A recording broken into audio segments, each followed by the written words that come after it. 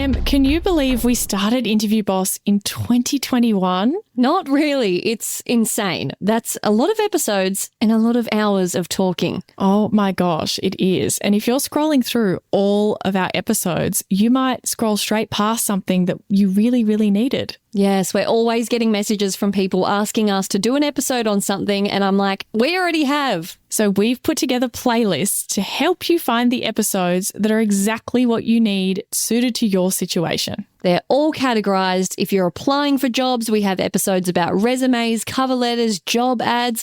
If you've been offered your dream job, we have episodes on resigning, exit interviews, and how to impress at your new company. And we even have a very special playlist that's very popular for if you have an interview coming up immediately and you need just our most recommended hard-hitting episodes between now and then. For all our last-minute listeners. It's all there for you. You can browse by category and check out all the playlists at interviewboss.com.au/podcast. That's the whole rejection thing. It's a myth.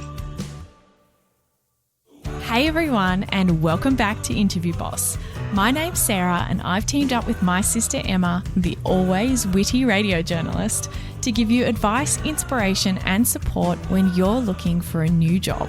I'm an HR and recruitment professional, and together we're excited to give you guys all the tips, tricks, and behind-the-scenes knowledge to help you in your career.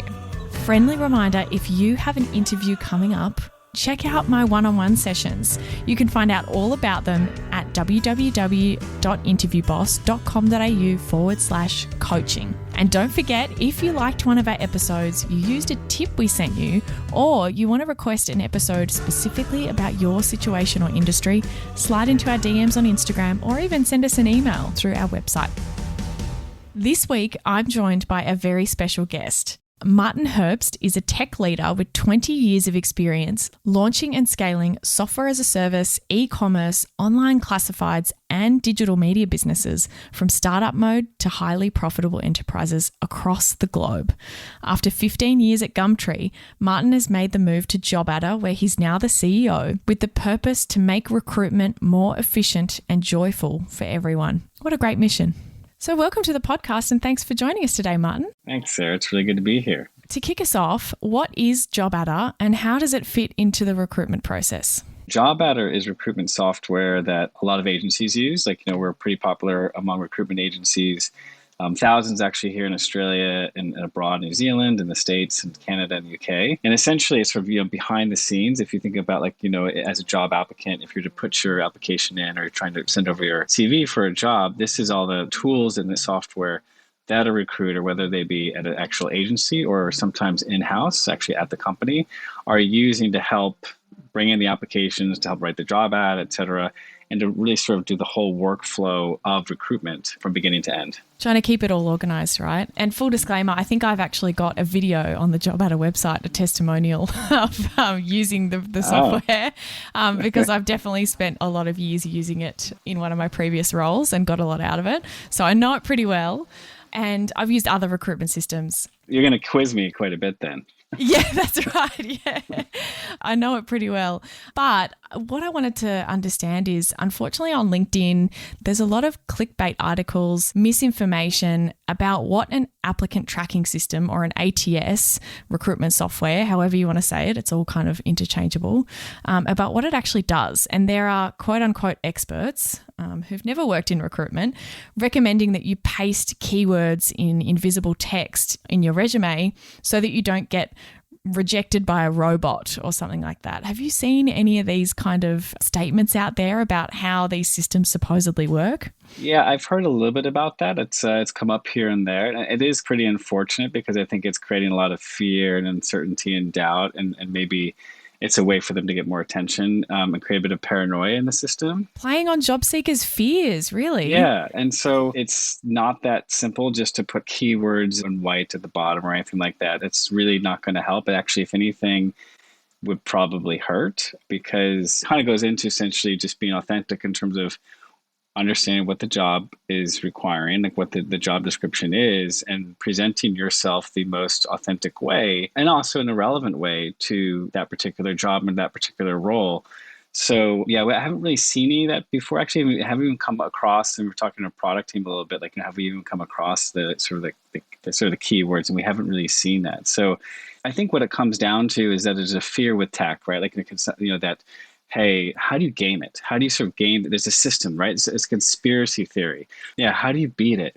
And the thing with any technology, any good technology, and recruitment technology, it's really an extension of human capability. So what it's trying to do is providing a bit of superpower for the recruiter to actually try to increase the funnel as much as possible of good applicants and increase speed and quality of screening, right? So really would actually help identify those CVs and those resumes or the applications that are the most relevant.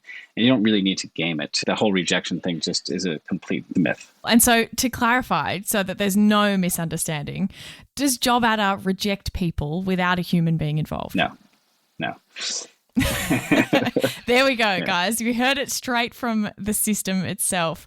It's absolutely not happening. And when you get a rejection email, there's someone on the other end of that maybe did a multiple select and ticked a multiple select box to send that rejection email, but there was definitely a person on the other side of that. It's hard to hear sometimes, right? Yeah, and I would say too that keyword searching within an ATS or recruitment software is one way that you filter down the applications that you get. And it can get you to a shorter list, but there's so many other aspects and other sort of lenses that you can apply within the system, and that you should be, as a good recruiter, and you would know this, to really understand the full dimensions of that particular candidate. It's more than just a few, hey, if you are essentially screening candidates and getting down to your shortlist, as long as they match a couple keywords, and you're not really doing a good job as a recruiter. Yeah, exactly. That's exactly right. And you're trying to find the best quality person, not just any person. So it's in everyone's best interest to go really through those applications the best way possible. I will say with keywords, it was helpful, for things like, I'd be recruiting a warehouse role, for example, where you need a particular type of forklift license. And so I might do a search for forklift license. But then that people write it differently on their resume. They might write LF license, which is another kind of way to say that. So yes, it might be helpful to make sure that you're using common terminology for the skills and the licenses that you do have. But having said that, I searched for a combination of all of the different ways that I'd ever seen it written because I didn't want to miss anyone, because that's my role, is to make sure that I'm finding the best people. Yeah, that's right. And I think what you said, common terminology, really is about common sense, right? So if you are in the application process, if you're a job applicant and you're writing your CV or your application, then it just takes common sense in terms of what are the key skills that you've got. And then for a good recruiter, any good recruiter would think about, as you write, what are the variations in that keyword? And actually the technology itself helps with that as well. It's not a direct one-for-one matching. There are similar type of keywords, et cetera. So it creates a fairly wide net. And that's the trick, right? Create as wide as net as possible, but an accuracy as well. Yeah, absolutely. So what are things that you think it's important for a candidate to know when their application is going into an ATS? Again, I've seen people out there saying, check if your application's going into an ATS, and then you send a completely different resume or you try and get around the system. What should people know if they know that the company they're applying to is using some kind of a system like JobAdder? What should they keep in mind? Maybe a couple of things. One is, starting at the very beginning, don't be paranoid that technology is going to reject you or to not include you. Technology is built, particularly JobAdder, to be very, very effective, right? And to be able to harness as much sort of quality sourcing as possible. So from an applicant perspective, it's really just I think you'd have to, there's certain things, right? I guess certain things to be able to not do, which is you don't want to send in embedded images into, for instance, a CV. It's really, but any kind of document, whether it's, a Word doc or Google Doc or even PDFs actually will work really well to be able to capture your information. So there's really not a whole lot that you have to remember. It's for a job. Obviously read the job description quite well, understand how the application process is. And then the ATS and recruit behind the ATS will use a lot of different tools and different things to be able to, surface the right candidates. Yeah, and they'll be going through it. There's also the database element too, right? And that can be a real benefit for candidates, where after you've applied for one role, your information stays in that company's system and they're able to, depending on whether they take this approach or not, particularly for recruitment agencies, run searches in the future. Maybe it might be 6 months from now, looking for a different set of skills than what they were last time. And your details might come up in their database and you've got that opportunity to stay as a part of their ecosystem beyond just the one application. Yeah, that's right. And it's so important these days. And, I love having actually this kind of podcast because it puts, sort of in the sort of the shoes or sort of like, of the perspective of the applicant. We often always just think about the perspective of the recruiter and the hirer. And it's really important to have both sides of the equation. But from a recruiter perspective, I mean, if you're just relying on applications that are coming through, then you're really not doing a good job, because all those applicants that do come through, whether now for a job or from the past, those do all go into your database, right? And that's, you should be talent pooling. You should be nurturing, using the CRM to be able to create those relationships and those connections with you as an applicant, whether it's not for a job right now, then for it's a job later. And that's a lot of things that we do on our side, is just to help with that sort of database management that we call, talent pooling, and integrations with things like Seek's candidate databases and LinkedIn's as well, to be able to make it easier for the recruiter to do that. And I think if you get those calls from an agency that are just kind of checking in, hey, are you looking at the moment? They might ask you some information about, your salary expectations and stuff. What they're most likely trying to do is kind of complete your profile a little bit more from what has been pulled from your CV. And again, that enables searching. So for example, what locations would you be interested in working? Would you ever relocate? No. Okay, so it's Sydney and Melbourne only. Those types of things will then enable you to come up for relevant stuff in the future. Oh, I'd be interested in this industry in the future. Okay, great. Well, then those are the kind of tags and the pools that you can be putting. Yeah, and I could go on about this and you maybe have to reel me back in, but we started off talking about CVs and some of maybe the misperceptions or the myths around CVs and keywords, et cetera. And unfortunately, we still live with the CV as a main part of the recruitment process, but it's such a one-dimensional, small piece of the process. Basically, it's an anachronistic artifact. So years ahead, at some point, CVs will be more irrelevant, right? But that's why we have all those other things, right? That's why there's the relationship. That's why you get social profiles, whether it be LinkedIn, other social profiles, the connections and the conversations that you're having with a recruiter. Again, it's a good recruiter. It's cataloging that. It's creating that so you as a potential candidate in the future. And it's these sort of like living profiles really that are what's really important. And so, yeah, as an applicant, I think, obviously apply to the roles that are the most relevant and craft your application, your CV in a way that's relevant and is authentic. But then, take the opportunity to actually create those relationships with those recruiters, because, they'll be your allies in the long run. Yeah. And you can absolutely say like, hey, I'm not interested at the moment, but if you had XYZ, which is my dream job, I'd be interested in a phone call. And those are the things that, hey, that might come up. It was a classic thing in recruitment where you're like, oh, we've got nothing for you now. And then 3 weeks later, you're going, oh, what was that person's name again? Because we have the perfect job for them suddenly that I didn't see coming. And a good recruiter to that end would start those conversations with, hey, so, how are you going? And what are you thinking about? Just trying to understand you as a person, in a full or sort of three-dimensional view of what your interests are. Because, if they're not just trying to fill the role right now, what could be the role in the future? Exactly. So recruiters on the other side of the process are often inundated with applications and they're managing 10, 15, 20 jobs at a time that they've got open, which is where a system comes in to help keep track of who's going where.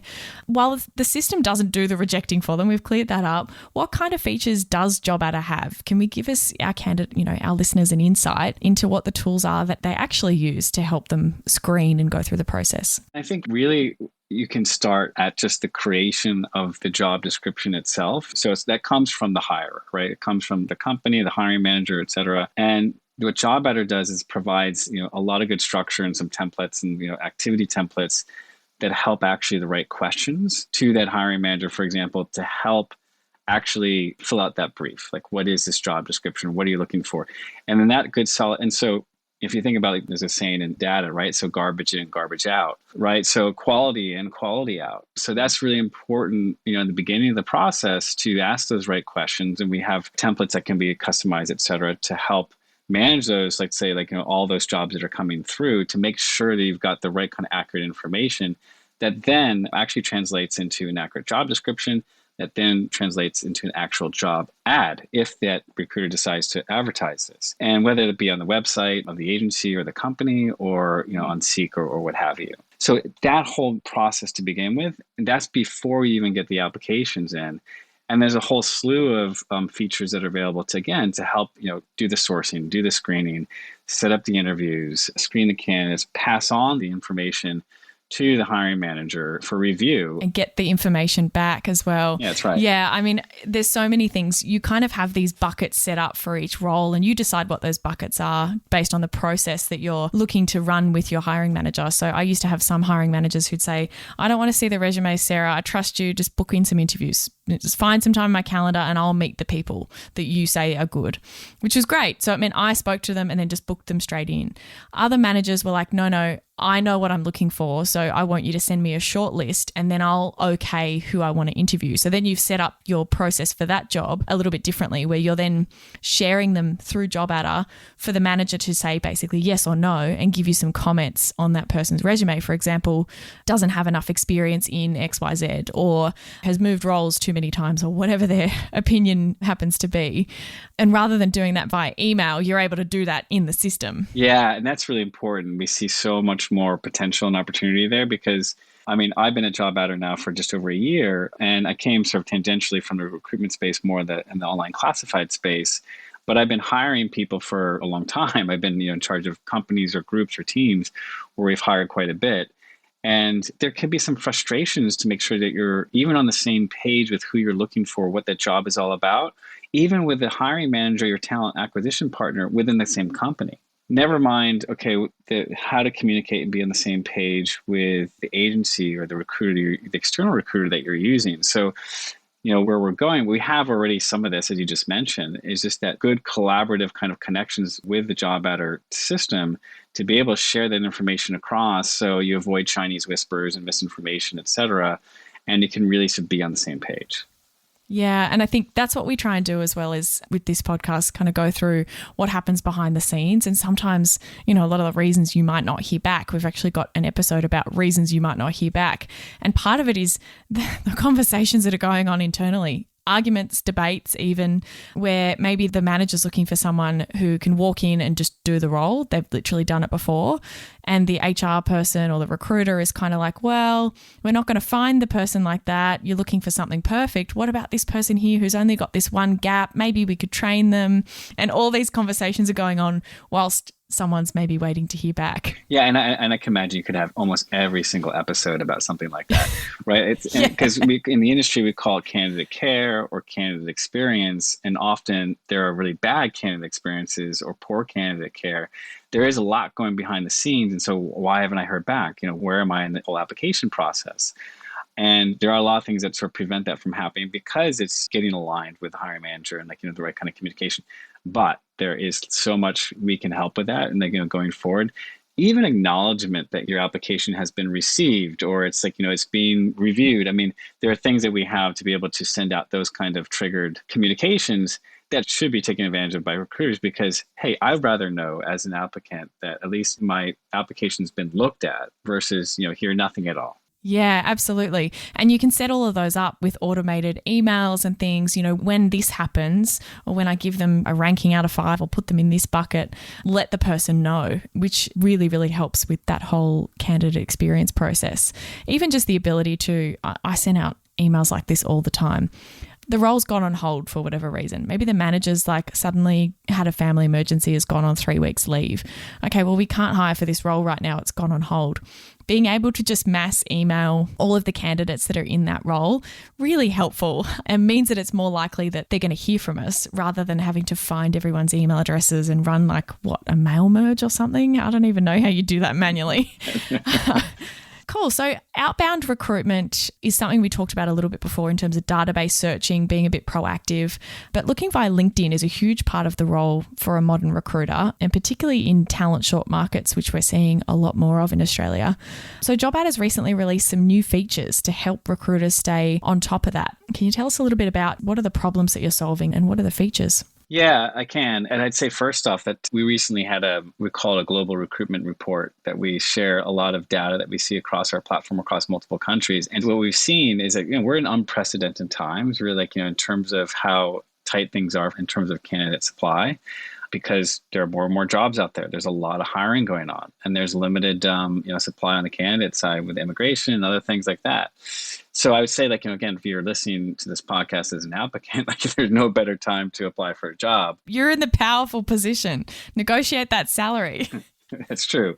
Very powerful position. So if you do want to find a job, now's the time to apply. However, on the recruiter side, as you said, if you are a recruiter and you're just waiting for applications to come in from a couple job ads that you posted, then you're really not doing your job. And particularly now, good recruiters right now will be more proactive about sourcing from LinkedIn and others. And so again, a lot of what we do is just to make things easier and also more joyful, but at the very least more efficient. And so what a recruiter would do is, spend a lot of time in a system like JobAdder, but then hop over to something like LinkedIn, grab information from there, and then maybe manually copy and paste it or type it into the JobAdder system. And that's really inefficient. And it's just, okay. And so what we've done is really simplify that, integrated the two systems. So it's all a seamless connection. So when you're, thinking about the candidates, and again, it's like as a recruiter, what you want to do is be able to, really enrich your database of all the candidates out there, and whether get as much information as you can, whether straight from that candidate themselves or from their LinkedIn profile, and then make sure that all those notes are up to date. And so that's what the integration does.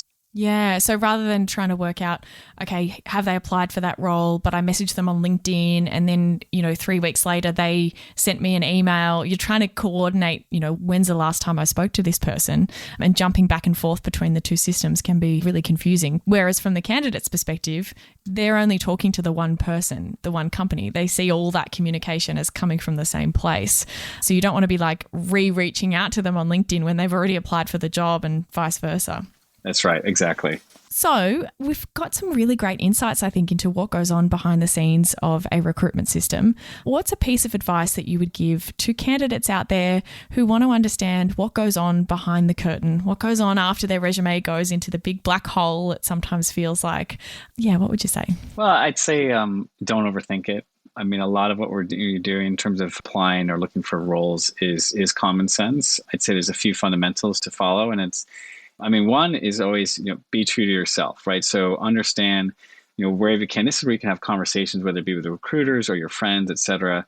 I used to do that too, even when looking for jobs in the past, even get that outside perspective, what makes me tick? What gets me excited? What are the things? And again, right now is exactly the time to be doing this because the opportunities out there are so immense. And so being true to yourself and understand, what's right for you, and then calibrating your search based on that, the companies that excite you or the kinds of products or services that they're doing, et cetera. And then when you actually get into the application process and you're doing your own shortlisting, then it's, just do your homework. So what that means is understand about the company, do your research, check out the reviews, the ratings on Glassdoor, what have you. Look at the job ad very carefully and just see if it resonates, it gets you excited. And if you feel like there's a strong potential for your fit, don't undersell yourself, but also be realistic of whether or not you can do that. But, go for it. And then don't overthink it in terms of everything that you're going to do in terms of the application.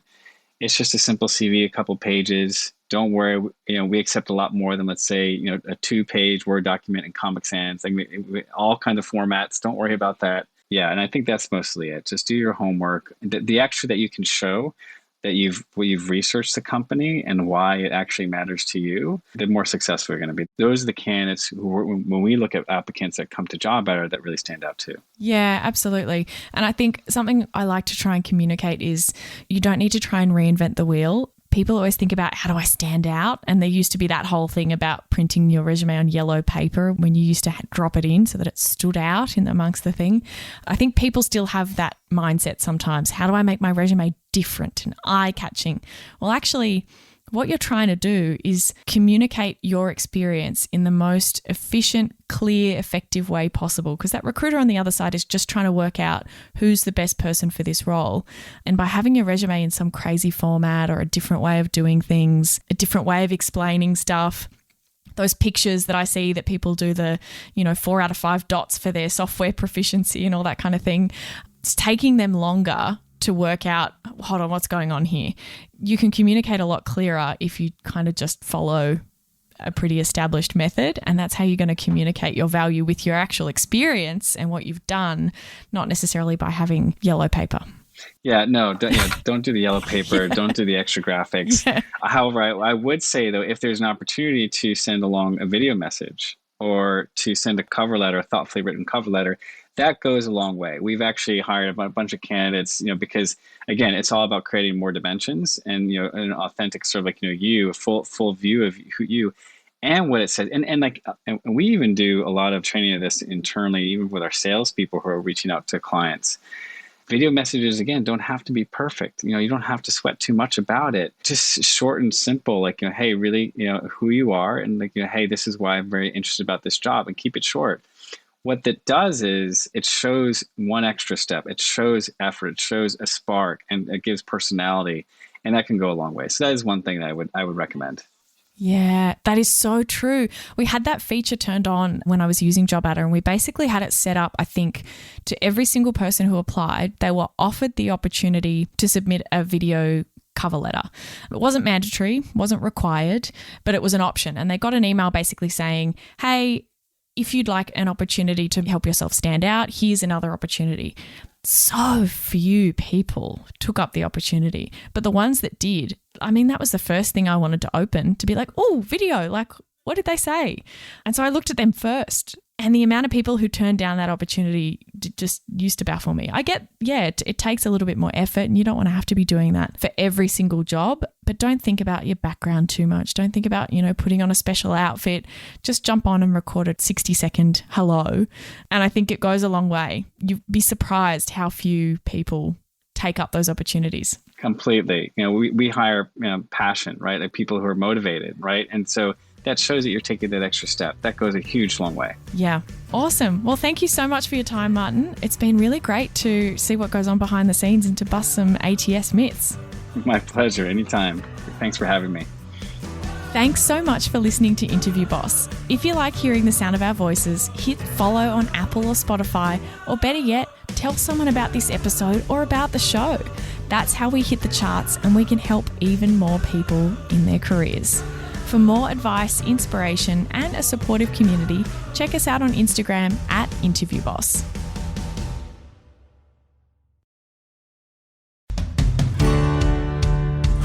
We've been your job search besties and helped you in some way. There's a cool way you can support the show. Shout us a virtual coffee. We get a huge kick out of reading all of your success stories. Head to buymeacoffee.com/interviewboss and shout us a cuppa. If you keep us caffeinated, we can keep the content coming.